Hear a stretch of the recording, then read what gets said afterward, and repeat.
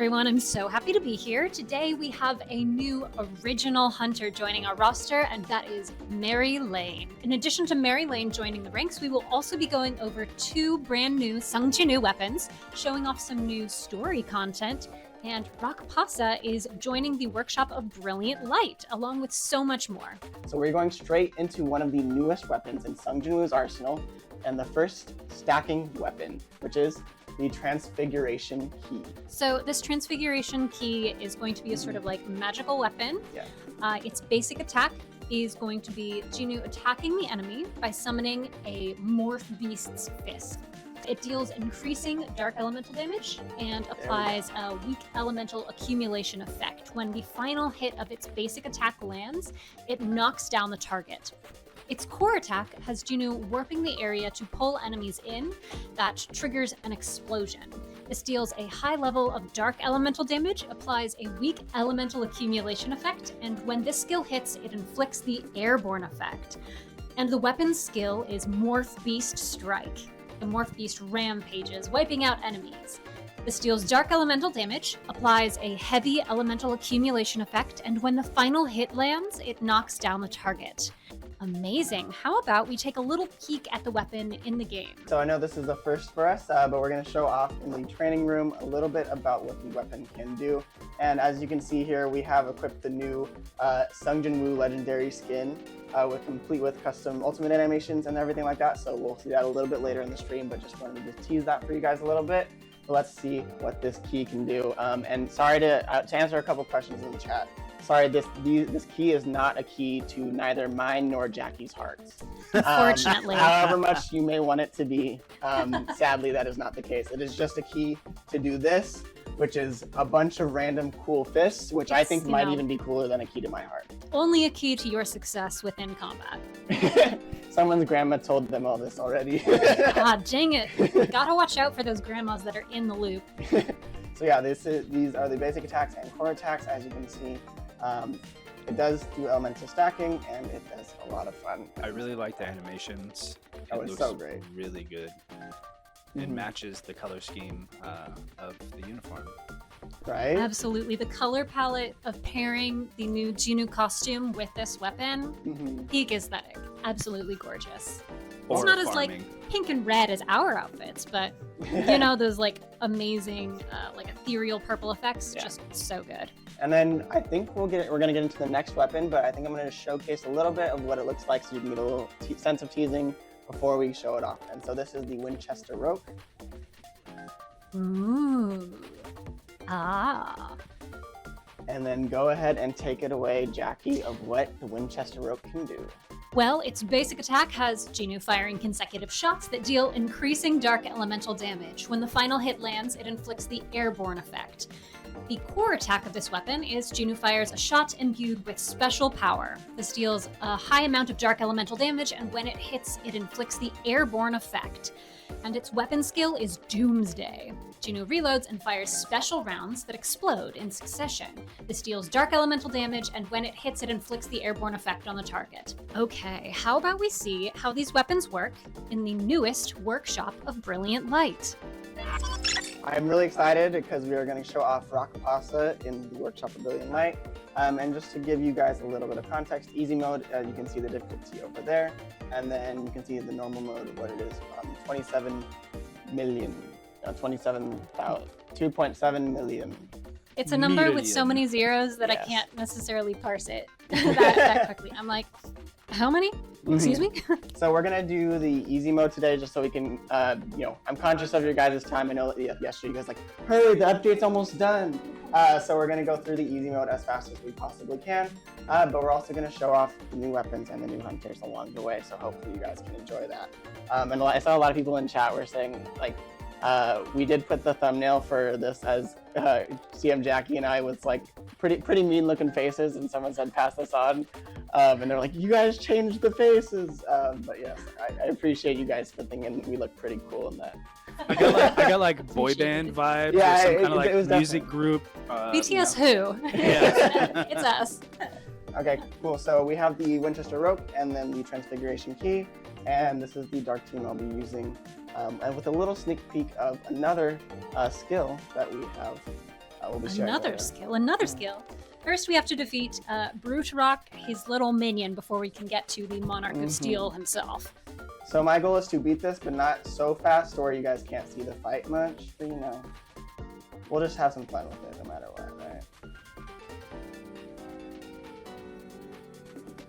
Now, if I recall correctly, you said, oh, this guy isn't watching his back too much. He doesn't have a super high defense. You can easily overload him and do a bunch of damage, but you gotta watch your own back as well, because you did struggle to maintain your own defense. I think it depends, you know. So that obviously this is the first phase done, but you can see here having Egress in the support slot does help you stack up the overload damage right away too. So since this is easy mode, I'm not going to go speed run through it. I want you guys to be able to see some of the attacks, see some of the patterns, because obviously the visuals are really great too.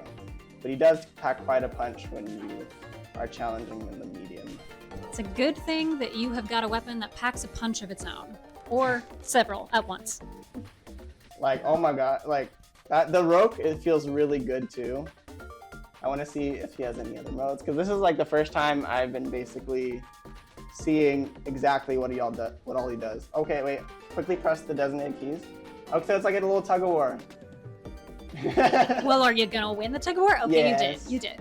Nobody panic. And then He's you just slam tossing him. them around by the fist. And I think we'll just finish him off here with a nice little ultimate. Oh, and if you didn't notice too, there's a new overload effect on the top of the bar too that I'm sure we'll see more of. But that is the first stage of the Workshop of Brilliant Light easy mode. Incredible. Mhm. Let's see what Meri Laine can do. Her basic attack is called Shredding Drop. Here's a fun little game to play. Which of these are Meri Laine attacks and which ones are skateboarding moves? After Ooh, slashing I like enemies that. multiple times, Meri jumps and performs a powerful downward strike. This deals increasing water elemental damage, scaling with her max HP, and applies the weak elemental accumulation effect. Her core attack is Ascending Slam. Meri leaps lightly forward to slash enemies in front of her with precision. This deals a high amount of water elemental damage, scaling with her max HP, and also applies weak elemental accumulation. Her support skill is Cyclone Spin. Meri spins multiple times to strike nearby enemies, deals water elemental damage, scaling with her max HP, and applies the heavy elemental accumulation effect. And her QTE Aerial Cutter has her performing a forward aerial spin, slashing enemies multiple times. This deals water elemental damage, scaling with her max HP, applies the medium elemental accumulation effect, and when the skill hits, it knocks down the target. Her skill 1 is Grinding Rush. Meri quickly charges forward, then performs an upward slash in an instant, inflicting a percent of her max HP as water elemental damage, applying medium elemental charge, and when the final hit lands, it inflicts airborne. Skill 2 is Blade Sweep. Meri spins to strike nearby enemies, inflicting a percent of her maximum HP as water elemental damage, applying medium elemental charge, and applies the medium elemental charge effect. Period. That's it. End of sentence. Finally, her ultimate skill is called Frozen Drive. Meri spins her Ice Saw's blade at extremely high speed, summoning a blizzard and cutting down enemies with devastating force. This inflicts a percent of her max HP as water elemental damage, applies the heavy elemental charge effect, and when it hits, it inflicts the airborne and freeze effect. Okay, Prizm, why don't you show us these skills right there in the game? Alright, we're going to show off the basic attack now. It's called Shredding Drop. As you can see, very much not skateboarding, but just as cool. Definitely is in reference to her chainsaw with its very cute penguin decal. I still think Penguin is like such a cute name for it. We also have the core attack called Ascending Slam. Painblade says, I personally think you guys torture CM Jackie with coming up with these characters. Alright, we get Grinding Rush, skill 1. Look at that angry little penguin. I know, it's so cute. Like, she's so fun to play. She really is. She's got a lot of heart. She's got a lot of spunk. She's a young little teen trying to find her place in the world, and also she has a chainsaw with a penguin on it. You know how that goes. I mean, if I were to find my place in the world as a young teen who loves penguins, that sounds like a pretty good place to be. I mean, yeah, fighting with a chainsaw. I mean, it's pretty hard to like have a bad day when you got ice cream and also a chainsaw with a penguin on it. All right, her second ability is called Blade Sweep, and that's just in the normal mode. And then we can see her ultimate skill called Frozen Drive. There's that ice cream. Yum. Yum. Like, it's so good. I love it so much. Some of my favorite lobby dialogue that she has is she's like, I love little treats, I love parfaits and cakes, and I need them because I need the extra calories to fight with this giant chainsaw. And as you saw there, that was her second skill after you use your ultimate, which is a hold down ability that does a lot of damage and a lot of overload. So definitely want to be paying attention to that. Her skill rotation is skill 1 into core, into skill 2 ults, into skill 2 again for that empowered one. So I'm saving the ult here so that we can use it for the next one. I see someone asked who the voice actor is for her. You can actually see the names of the voice actors for all of the characters in their character menu. There's a little thing that should say like CV for character voice. So if you check her out in the Hunter menu, you can definitely read that for both Meri Laine and all of the characters. Give a shout out to those voice actors. Tell them that you appreciate their work. Here. Okay, System, why don't you tell us about her unique weapon? I would be happy to share some details about our penguin and her winter breaker. We got that cute little penguin on there. Not to mention, sidebar, I really want her hat. But anyway, that's all. Oh, her hat is so cute. A sharp-bladed, forged in fierce winter storms strike down the foes. This increases the user's HP by a percentage. Each time Blade Sweep or Raging Sweep hits, the entire team's water damage increases by a percentage, and it's stackable.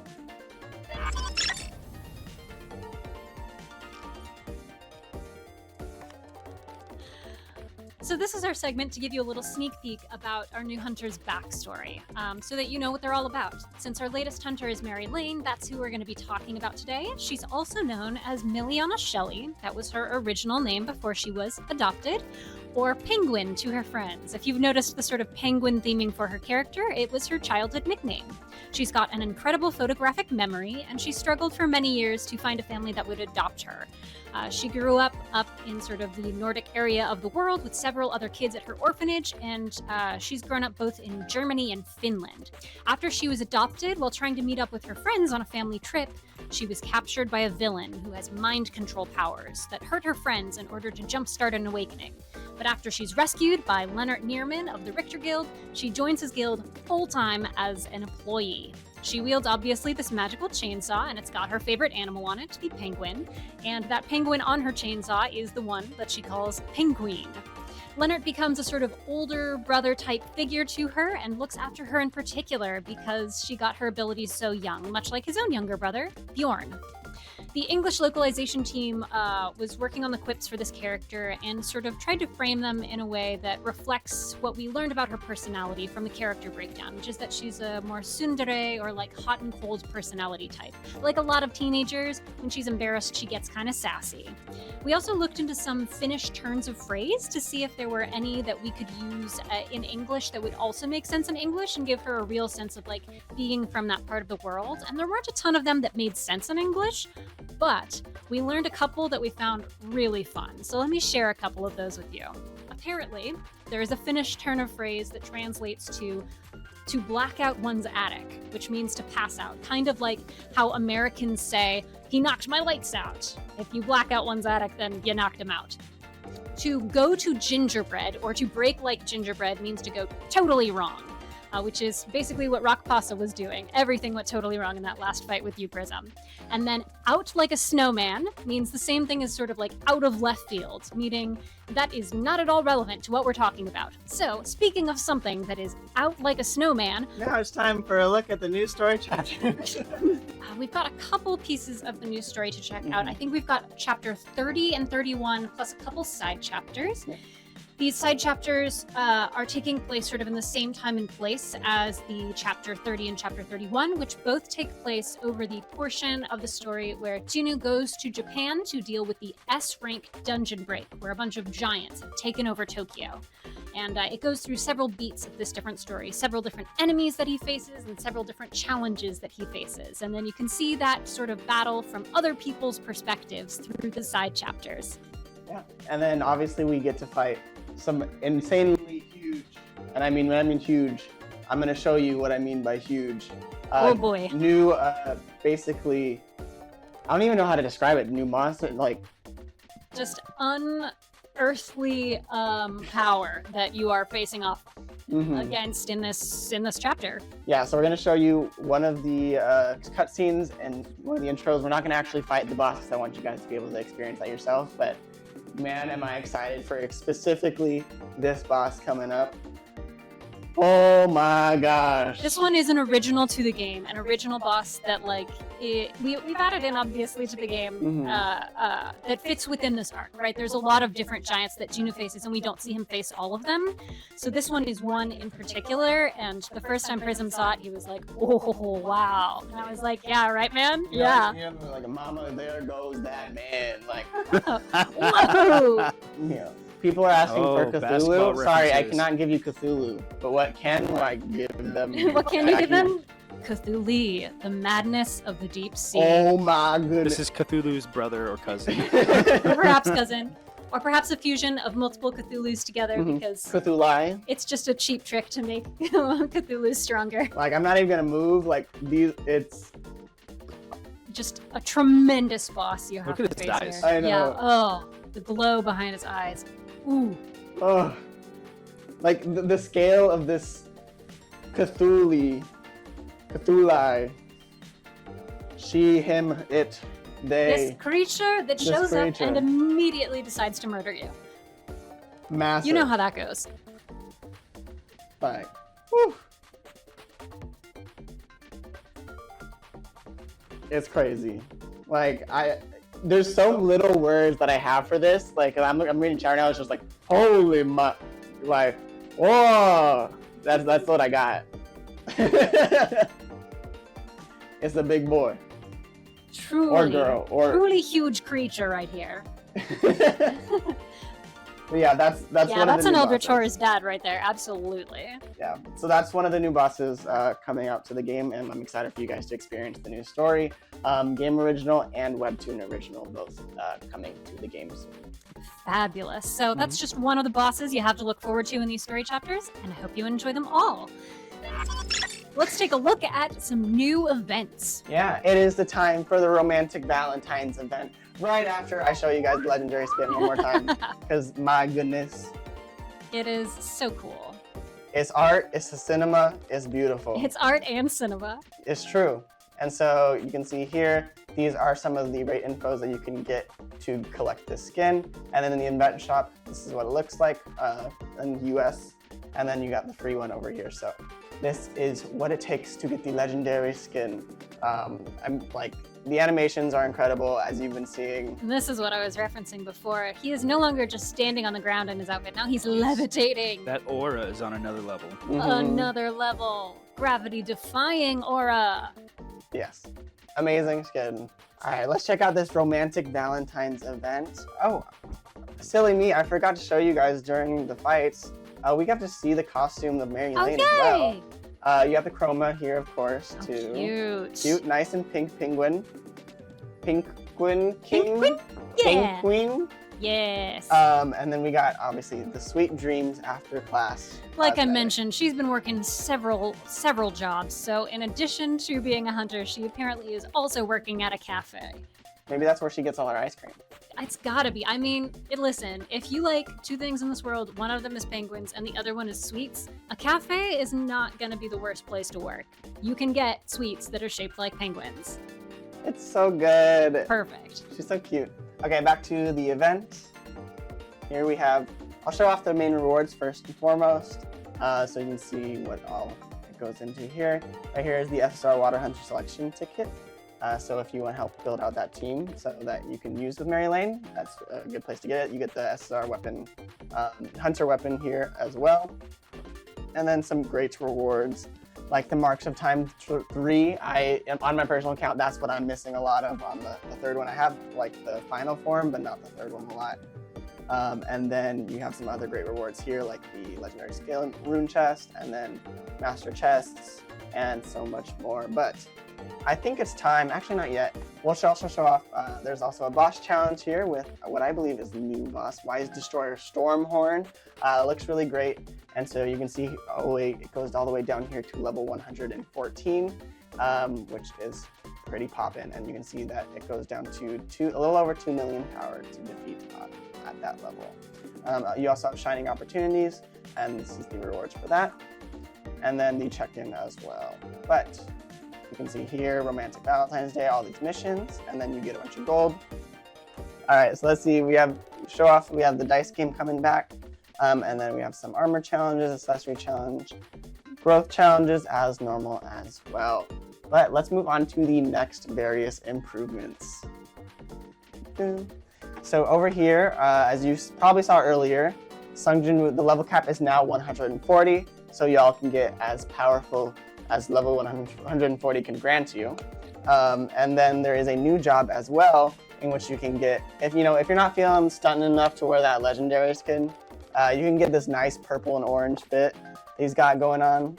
I actually like this outfit. Very good looking. I really appreciate that bright orange with like the dark sort of violet color combination. And if you look, his t-shirt's got a big old star on it.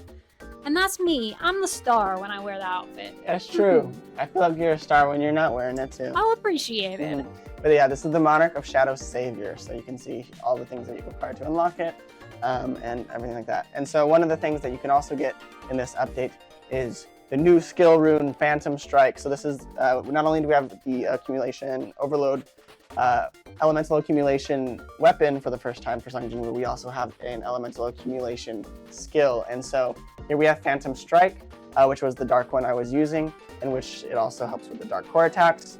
We also have Blitz Strike as the rune, and I'll let you guys take screenshots of that. We also have Quick Strike,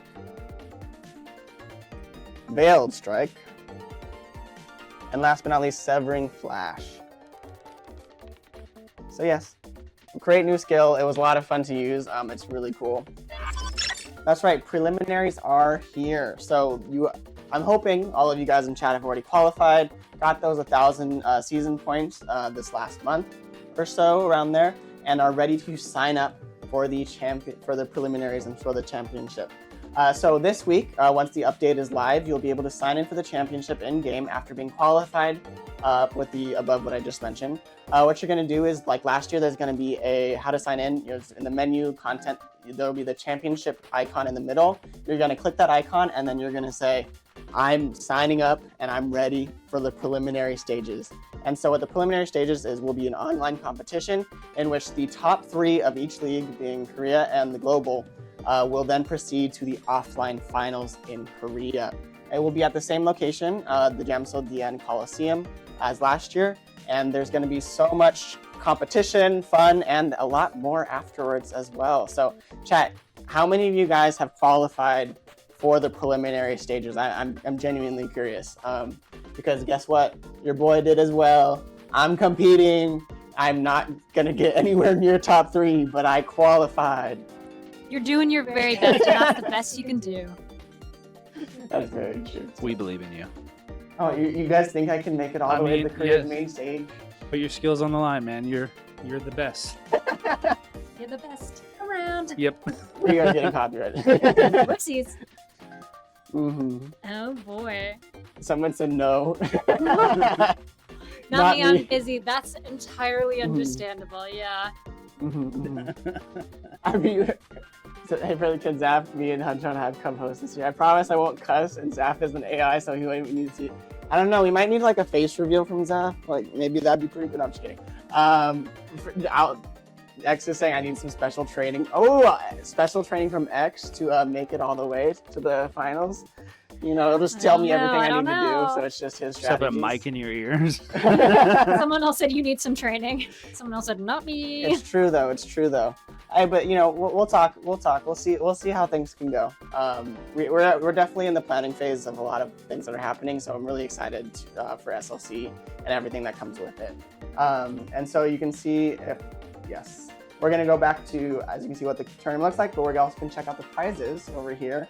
You can see lots of fancy gear and. Thank you.